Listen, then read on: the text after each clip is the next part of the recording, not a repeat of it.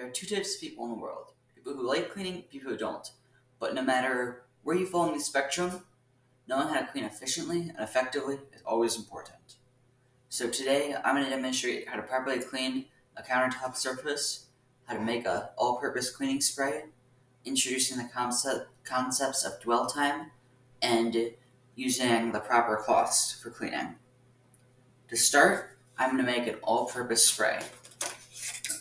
This is a really simple spray. All you need to do is pour 1 cup of water into a spray bottle. You can use any type of water. It doesn't matter if you use tap water or distilled water. Everything works the same. Next, add 1 teaspoon of dish soap. Doesn't matter what sort of brand you use. It all works the same. You can use anything. This recipe is really easy to scale up, and it's a nice thing if you need a lot for a project. If you want to, you can add a few drops of essential oils to it. It's optional, but it does make it smell nicer. Give it a shake, and you have an all-purpose cleaning spray. This spray is useful in a lot of scenarios. It can be used on countertops, tables, floors, cleaning spots off of walls. The only spot you wouldn't want to use it on is glass and mirrors, as the soap might leave streaks. But other than that, it's pretty much an all-around soap. Before you spray on a surface, you want to move any things like toasters or things like that, so that way crumbs don't collect around or underneath them. After you do that, you're good to start spraying, unless there's a lot of crumbs. If there's a lot of crumbs, you might want to wipe them up first, just so the soap can get down to the surface. So I'm spraying. I just want to make sure I get everywhere really good and don't miss any spots. Now here's the important part. You need to let this rest for a few minutes. This is called dwell time. It depends on how dirty your countertop is, but if it's pretty dirty, you might want to wait 5 minutes. If it's not as bad, you don't have to wait quite as long.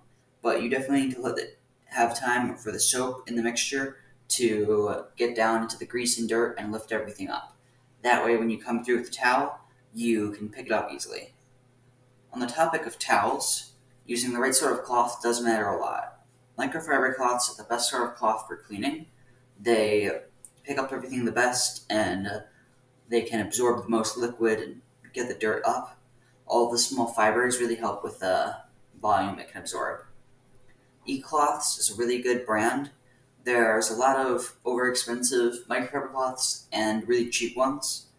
It costs about $25 for a 5-pack of cloths, but it's definitely worth it. They're a really long lasting cloth and can pick up a lot of materials.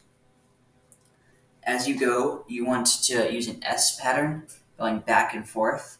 That way you don't miss spots, and you can assure that you only go over spots one time. That way you don't rub grease and grime back into the table where you have already cleaned.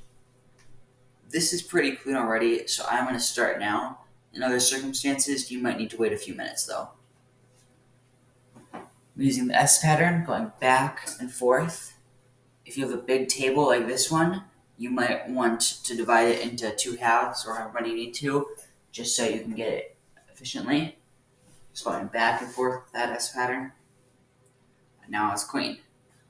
If it is still wet or there's some streaks, you can use a second cloth to wipe that off, buff it dry, but that's optional.